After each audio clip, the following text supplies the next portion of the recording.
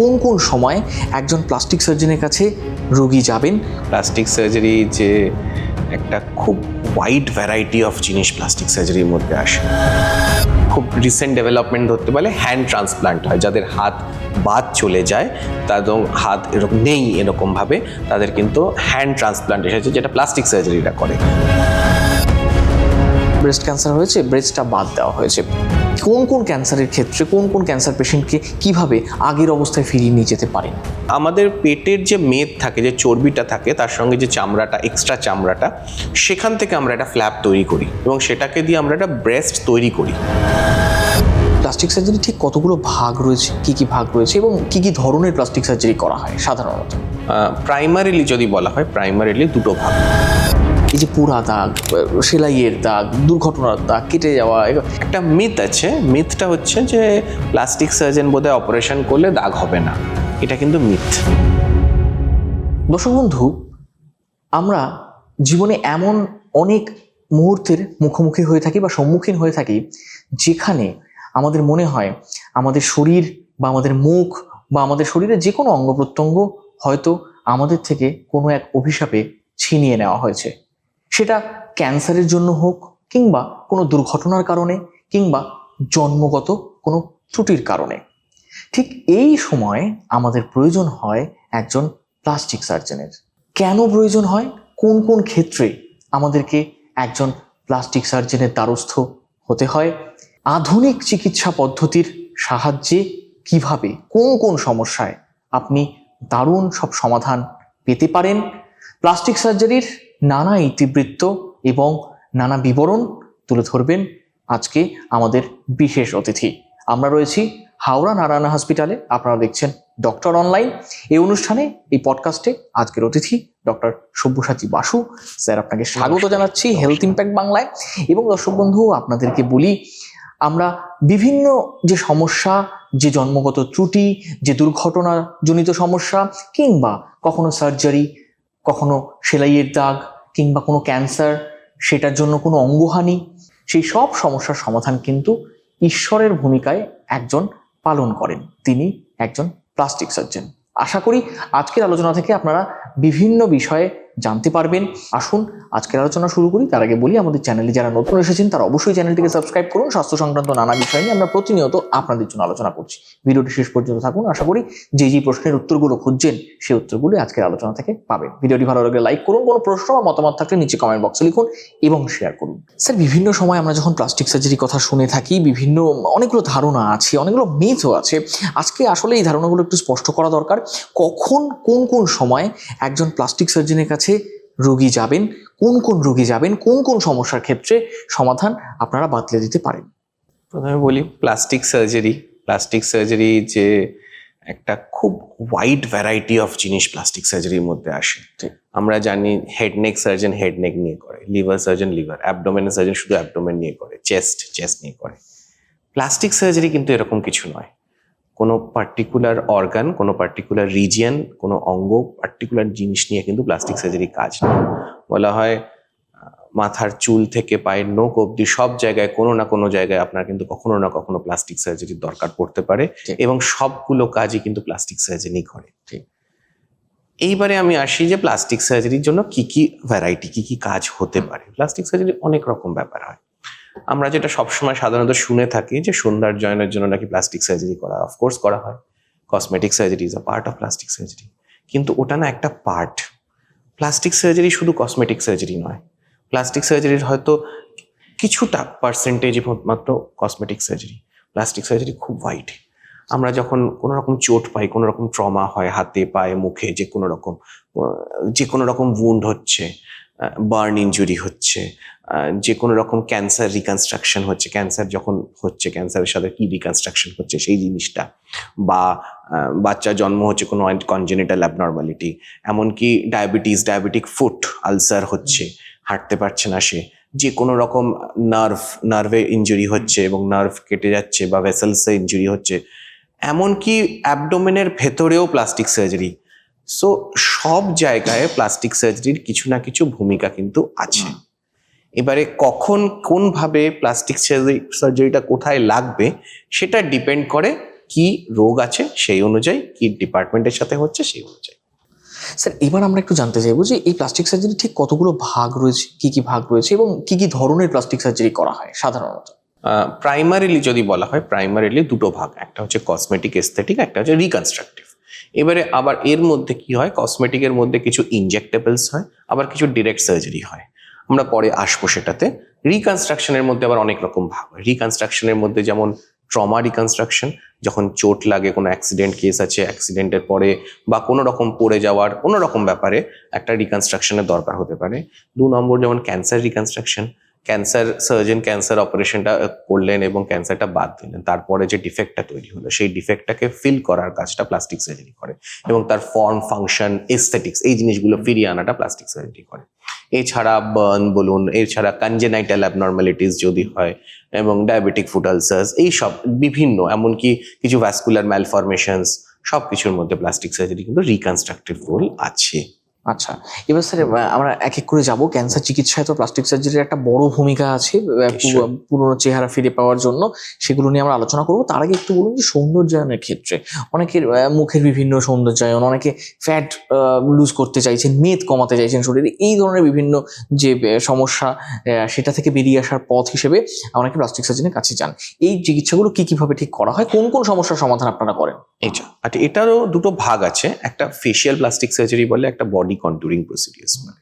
Facial plastic surgery আমরা যদি দেখি, আমরা যত বয়স বাড়ে এবং বয়স বাড়লে কিছু ফেসের মধ্যে চেঞ্জেস দেখা দেয়, যেগুলো খুব আনপ্লেজেন্ট চেঞ্জেস হয়, এবং যেমন স্যাগিং অফ দ্য স্কিন হয়, একটা ফেসের শেপ চেঞ্জ হয়ে যাওয়া, চোখের মধ্যে এই যে চোখের তলায় কালি দাগ আসা, চুল পড়ে যাওয়া, তো এই সব জিনিসগুলোকে প্লাস্টিক সার্জারি অ্যাড্রেস করে। যদি স্পেসিফিক্যালি আপনি বলি, সেটা হচ্ছে hair transplant, forehead reduction, eyebrow surgery, dark সার্কেলসের জন্য কিছু ফ্যাট গ্রাফটিং, বা ফেস যখন স্যাগিং হয়ে যাচ্ছে তো তার face lift surgery, very important rhinoplasty করি আমরা, রাইনোপ্লাস্টি করে থাকি, লিপ সার্জারিস করি, চিন রিডাকশন, চিন অগমেন্টেশন, জ লাইন শেপিং, এগুলো ফেসের মধ্যে।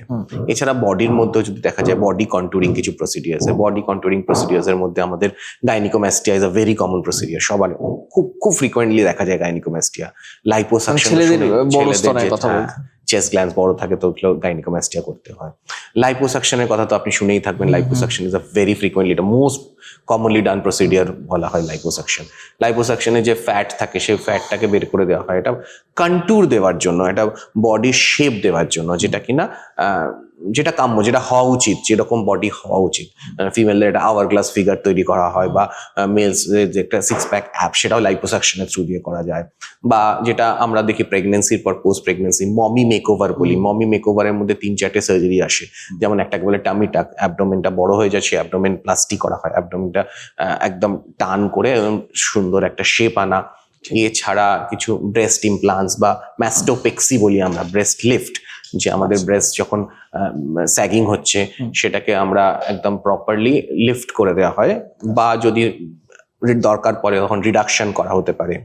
এবং so these are basically body contouring procedures, যে you bring the shape that is desirable. ঠিক।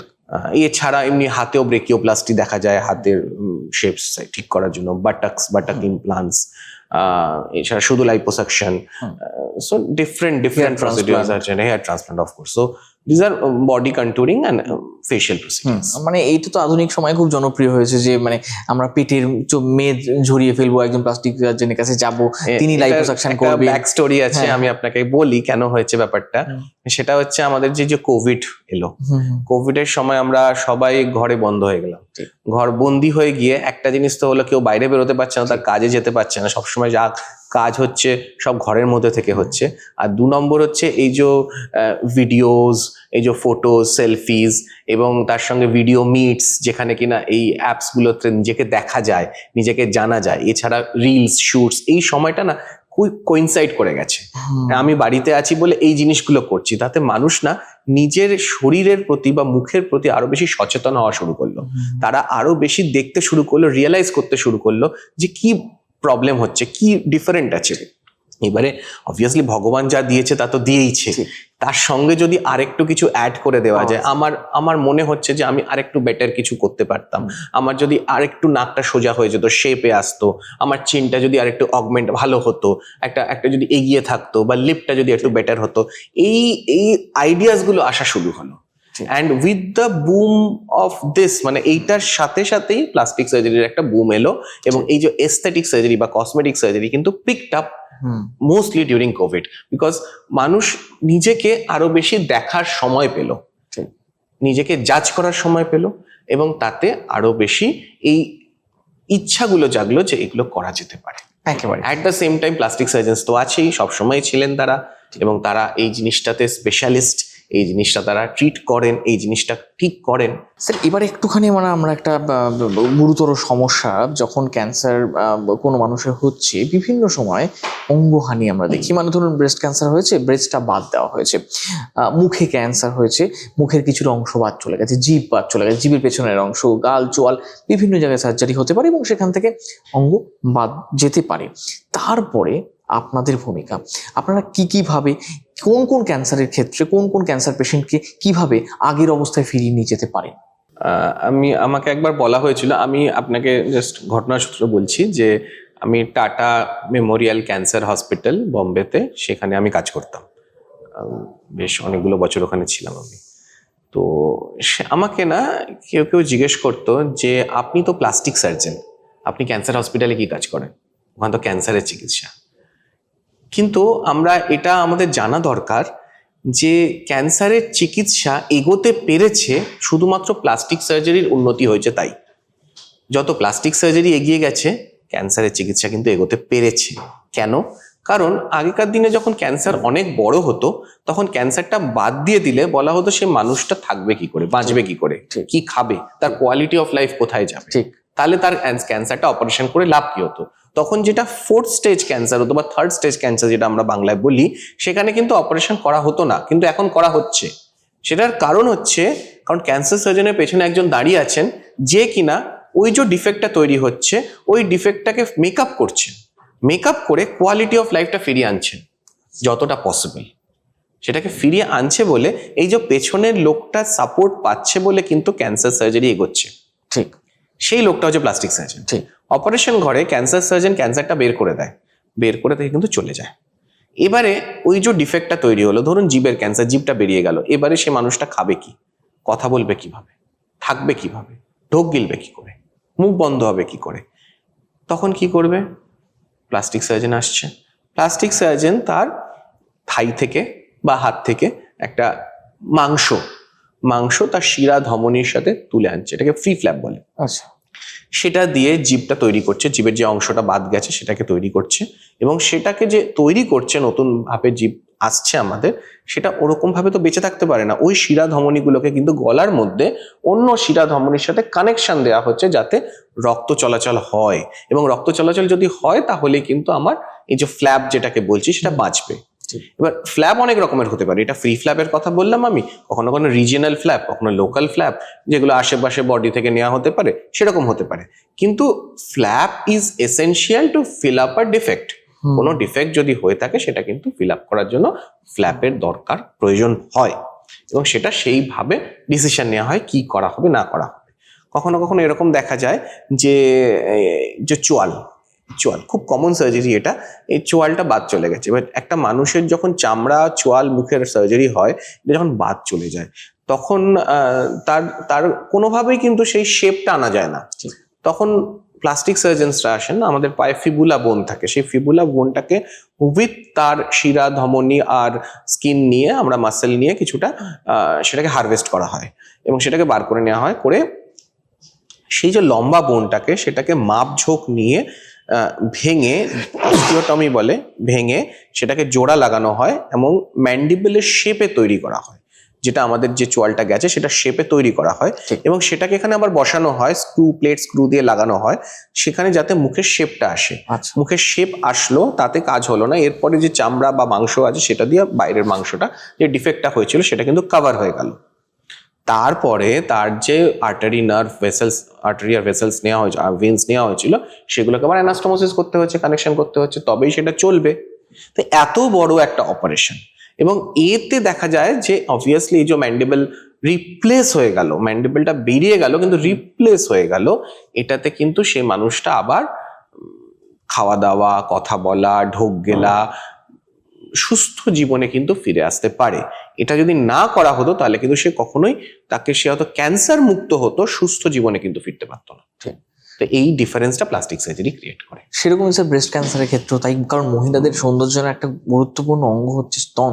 সেখানে ব্রেস্ট ক্যান্সার হওয়ার পরে যখন ব্রেস্ট কেটে বাদ দেওয়া হচ্ছে, তারপরে হয়তো তিনি ফিরে পেতে চান তার আগে সৌন্দর্য, কিন্তু সেটাও তো সম্ভব আজকের দিনে। আপনারা যেটা বলেন, এটা আমি রাদার আপনার শুধু আমি এটা মেসেজ দিতে চাই যে এরকম কি হতো, ব্রেস্টে যখন ক্যান্সার হতো, আগেকার দিন আমরা দেখতাম কি ক্যান্সারটা, ব্রেস্টটাকে যে জায়গাটা যতটা ক্যান্সার আছে সেটাকে বাদ দিয়ে দেওয়া হতো, এবং বাদ দিয়ে সেখানে একটা ক্লোজ করে দেওয়া হতো বা নর্মাল থাকতো। তাতে কিন্তু পেশেন্ট যখন ফিরে যেত তার একটা ব্রেস্ট আছে একটা নেই, এরকম একটা সিচুয়েশন থাকতো, এবং তার হয়তো মনে হতো আমার ক্যান্সার বেরিয়ে গেছে, কিন্তু মনের মধ্যে ওই ব্যাপারটা থাকতো যে কোয়ালিটি অফ লাইফটা হ্যাম্পার হতো। আমার যে একটা বডির মধ্যে একটা অসুবিধা আছে, এটা তো লাইফ লং, এরকম তো না ওটা আর ফিরে আসবে কখনো। তো এখন with the development and advancement of plastic surgery, reconstructive surgery, আমরা কি করি, আমরা একটা ফ্ল্যাপ বলি, DIEP ফ্ল্যাপ বলে। সেটা কি করে, আমাদের পেটের যে মেদ থাকে, যে চর্বিটা থাকে, তার সঙ্গে যে চামড়াটা, এক্সট্রা চামড়াটা, সেখান থেকে আমরা একটা ফ্ল্যাপ তৈরি করি। সেই ফ্ল্যাপটা একই রকম ভাবে আর্টারি ভেন তার সাথে নেওয়া হয়, এবং সেই ফ্ল্যাপটা তুলে নিয়ে পেটটাকে যখন আরো ফুলে থাকা পেটটা ক্লোজ হয়ে যায়, এবং সেটাকে দিয়ে আমরা একটা ব্রেস্ট তৈরি করি, এবং এটা ওই সেম সার্জারিতে হয়। সেই যে ব্রেস্টটা তৈরি করা হলো, সেই ব্রেস্টটা ওখানে বসে গেল, এবং ওই আর্টারি ভেনটাকে অ্যানাস্টোমোসিস করে দেওয়া হলো চেস্টের কোনো ভেসেলসের সাথে, এবং তাতে দেখা গেল যে পেশেন্ট যখন ঘুম থেকে উঠলো তার কিন্তু ব্রেস্ট চলে গেছে, ক্যান্সারটা বেরিয়ে গেছে, কিন্তু অ্যাট দ্য সেম টাইম ওই জায়গায় হয়তো নন ফাংশনিং বটেই, কিন্তু ব্রেস্ট কিন্তু একই রকম আমরা একটা তৈরি করে দিয়েছি। সো এটা কিন্তু পেশেন্টের একটা মেন্টাল ওয়েলবিং এর জন্য খুব ইম্পর্টেন্ট একটা স্টেপ, খুব ইম্পর্টেন্ট একটা অ্যাডভান্সমেন্ট, একদম যেটা পেশেন্টের যেটা থট প্রসেস বা পেশেন্টের যেটা রেসপেক্টেড ইন সোসাইটি বা আমার যে ব্যাপারটা আছে সেটা কিন্তু আমার বজায় থাকলো, যে আমার এখনো ব্রেস্ট কিন্তু নর্মাল আছে। এগুলোর সঙ্গে স্যার আপনি তো ক্যান্সার চিকিৎসায় এতগুলো কথা বললেন, যেটা একেবারে এমন আধুনিক পদ্ধতি চলে এসেছে যার দ্বারা মানে যে কোনো ক্যান্সার রোগীও আজকে ভাবতে পারেন যে আমার ক্যান্সারটা থেকে আমি যখন ফিরে আসবো আমি সুস্থ স্বাভাবিক জীবনে আবার ফিরতে পারবো একজন প্লাস্টিক সার্জন যদি আমার সঙ্গে থাকেন। এটার সঙ্গে স্যার অনেক সময় এরকম তো আপনাদের সঙ্গে আপনারা ডিল করেন যে দুর্ঘটনাগ্রস্ত কোনো রোগী, তার বিভিন্ন শারীরিক নানা ক্ষতি হয়েছে, কখনো হয়তো পুড়ে গিয়েছে, কখনো সেটা ফেটে গেছে, ভেঙে গেছে, সেটাকে অপারেট করা হয়েছে, সেখানে লম্বা সেলাইয়ের দাগ, এইগুলো দীর্ঘদিন ধরে মানুষকে বয়ে বেড়াতে হতো একটা সময়। আজকের দিনে দাঁড়িয়ে এই যে পোড়া দাগ, সেলাইয়ের দাগ, দুর্ঘটনার দাগ, কেটে যাওয়া, এগুলো থেকেও তো বেরিয়ে আসা অনেক কিছু উন্নতি হয়েছে। আমরা যেমন কিডনি ট্রান্সপ্লান্ট, আমরা যেমন লিভার ট্রান্সপ্লান্ট, আমরা যখন কর্নিয়া ট্রান্সপ্লান্ট অনেকদিন ধরে শুনছি, খুব রিসেন্ট ডেভেলপমেন্ট ধরতে পারলে হ্যান্ড ট্রান্সপ্লান্ট হয়, যাদের হাত বাদ চলে যায়, তাদের হাত এরকম নেই এরকম ভাবে, তাদের কিন্তু হ্যান্ড ট্রান্সপ্লান্ট এসেছে, যেটা প্লাস্টিক সার্জারিরা করে। প্লাস্টিক সার্জনরা কি করে, যখন যেরকম আমরা কিডনি ডোনেট করা হয় ডেথের পরে বা লিভার ডোনেট করা হয়, এরকম ভাবে হ্যান্ড ডোনেটও করা যায়, এবং ওই সময়ের মধ্যে একটা উইন্ডো রেখে গ্রিন করিডোর করে ওই হ্যান্ডটাকে ট্রান্সপোর্ট করা হয়, এবং যার দরকার তাকে সঙ্গে সঙ্গে ভর্তি করা হয়, এবং ওই যে হ্যান্ডটা ডোনেটেড হয়েছে সেটাকে নিয়ে এসে আবার জোড়া লাগানো হয় এই হাতে, এবং উইথ আ পিরিয়ড অফ 1 মাস 2 মাস অফ ট্রিটমেন্ট লাগে। সার্জারিটা 6-7 ঘন্টা সার্জারি হয়, তারপরে 2 মাস ট্রিটমেন্টের পরে কিন্তু ওই হাতটা নর্মাল হাতের মতো কাজ করে। এটা খুব রিসেন্ট ডেভেলপমেন্টের মধ্যে হ্যান্ড ট্রান্সপ্লান্ট, মানে এটা এক ধরনের মিরাকেল বলা যেতে পারে। একজন মৃত মানুষের হাত কেটে এনে যার হাত নেই তার হাতে। আমাদের দেশে প্রায় 20-25-30টা সার্জারি এরকম হয়ে গেছে অলরেডি, এবং আমরাও এদিকে অনেকটাই উন্নতি হয়ে গেছে। এখন তো আমাদের শোনা যাচ্ছে যে এবারে আমরা ফেস ট্রান্সপ্লান্ট, যেটা ফেস ট্রান্সপ্লান্ট মানে ফেসের মধ্যে যদি অনেক রকম চোট থাকে সেটাকে ফেস ট্রান্সপ্লান্ট কিভাবে হবে, এখনো আমাদের দেশে এখনো একটাও ফেস ট্রান্সপ্লান্ট হয়নি, বাট ফেস ট্রান্সপ্লান্টের দিকে আমরা আস্তে আস্তে এগিয়ে যাচ্ছি। সো এগুলো হচ্ছে ডেভেলপমেন্ট, অ্যাডভান্সমেন্টস অফ প্লাস্টিক সার্জারি। আগে দেখা যাচ্ছে যে ফাইলেরিয়াসিস হয়েছে, লিমফেডিমাতে পা ফুলে আছে এবং একটা ম্যাসিভ একটা বড় পা ফুলে আছে, সেটা নিয়ে মানুষটা চলতে পারছে না, ফাইলেরিয়াসিস হয়ে গেছে, সেটার কিন্তু ট্রিটমেন্ট আছে প্লাস্টিক সার্জারি দিয়ে আমরা ওই লিমফ্যাটিক ভেসেলসগুলোকে অ্যানাস্টোমোস করে দিই ভেনের সাথে, তাতে কিন্তু এই লিমফেডিমাটা অনেকটা বেটার হয়ে যায়। সো অনেক কিছু আছে প্লাস্টিক সার্জারির মধ্যে। যেটা আপনি দাগের ব্যাপারে বললেন, যে স্কারের ব্যাপারে, হ্যাঁ সেটা দেখুন একটা মিথ আছে। মিথটা হচ্ছে যে প্লাস্টিক সার্জন বোধহয় অপারেশন করলে দাগ হবে না, এটা কিন্তু মিথ, এটা স্ট্রিক্টলি মিথ। এরকম কোনো কিছু হয় না যে আপনার চামড়ার ওপরে কোনো কিছু কাটা পড়লো বা চোট হলো তাতে কিন্তু দাগ হবে না, সেটা জেনারেল সার্জন অপারেশন করুক বা যে কোনো ডক্টর অপারেশন করুক বা প্লাস্টিক সার্জন, দাগ একটা কিন্তু কম্পালসারিলি আসে, সেই দাগটা অ্যাভয়েড করা যায় না। কিন্তু তাহলে প্লাস্টিক সার্জন কেন এই দাগের ব্যাপারে ভালো স্পেশালিস্ট কিসের? Plastic surgery set of principles. Plastic surgery একটা অন্য রকম ভাবে করা হয়, কিছু কিছু স্টেপস অন্যরকম করা হয়, যেগুলো করলে এই যে দাগটা হচ্ছে, এই দাগটা হবে বটেই, কিন্তু না যত সময় যাবে ফেন্ট হয়ে যাবে। প্রথম থেকে এই দাগটা অন্য সার্জারি থেকে কম ফেন্ট, কম মানে গাঢ় ডার্ক অতটা হবে না, ফেন্ট থাকবে এবং সময়ের সাথে সাথে আরো কমে যাবে। এবং প্লাস্টিক সার্জারিতে কিছু কিছু প্রসিডিওর্স আছে যেগুলো কিনা ওই দাগের ওপরে করলে, যেমন আমরা এখন ন্যানো ফ্যাট গ্রাফটিং করছি বা অন্যরকম SVF থেরাপি আছে, সেগুলোতে না আরো ওই স্কার রিডাকশন প্রসিডিওর বলা হয়, মানে দাগটাকে কমানো হয়। এমন একটা জিনিস ভেতরে যদি কোলাজেন ইনজেক্ট করা হয় বা কিছু এমন জিনিস দেওয়া হচ্ছে, কিছু গ্রোথ ফ্যাক্টরস দেওয়া হচ্ছে, তাতে কিন্তু দাগটা আরো পাতলা হয়ে যাচ্ছে, আরো ফেন্ট হয়ে যাচ্ছে। এই অ্যাডভান্সমেন্টগুলো, এই জিনিসগুলো প্লাস্টিক সার্জারি নিয়ে এসেছে। একেবারেই। অতএব বোঝা যাচ্ছে স্যার, অসংখ্য ধন্যবাদ জানাই আপনাকে, এতগুলো বিষয় নিয়ে আপনি এত সুন্দর করে জানালেন। আসলে দর্শক বন্ধু, আপনারাও শুনলেন যে আধুনিক চিকিৎসা পদ্ধতি, বিশেষ করে একজন প্লাস্টিক সার্জন, তিনি কিন্তু আপনাকে নতুন জীবন দান করতে পারেন। যে কোনো ধরনের সমস্যা, জন্মগত কোনো ত্রুটি, দুর্ঘটনায় কোনো চোটাঘাত, কোনো সার্জারি, অপারেশন, তারপরে শরীরে তৈরি হওয়া ক্ষতচিহ্ন, সেগুলো থেকে সবকিছু থেকে মুক্তির উপায় কিন্তু একজন প্লাস্টিক সার্জনের কাছে আছে। কাজেই যখন এই ধরনের সমস্যার আপনারা সম্মুখীন হচ্ছেন, যখন একজন ক্যান্সার চিকিৎসার পরে ভাবছেন যে তিনি কি আর আগের জীবনটা ফিরে পাবেন, হ্যাঁ সেটাও কিন্তু সম্ভব। কোনো শরীরে যদি কোনো নতুন অঙ্গ প্রতিস্থাপন করতে হয়, সেটাও কিন্তু সম্ভব।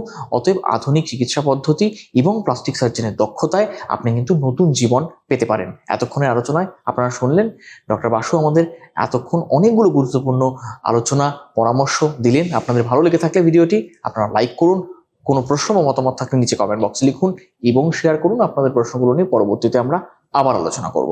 আজকের মতো এখানেই শেষ করি। ভালো থাকুন, সুস্থ থাকুন, সচেতন থাকুন এবং প্রয়োজনে অবশ্যই বিশেষজ্ঞ চিকিৎসকের পরামর্শ মেনে চলুন।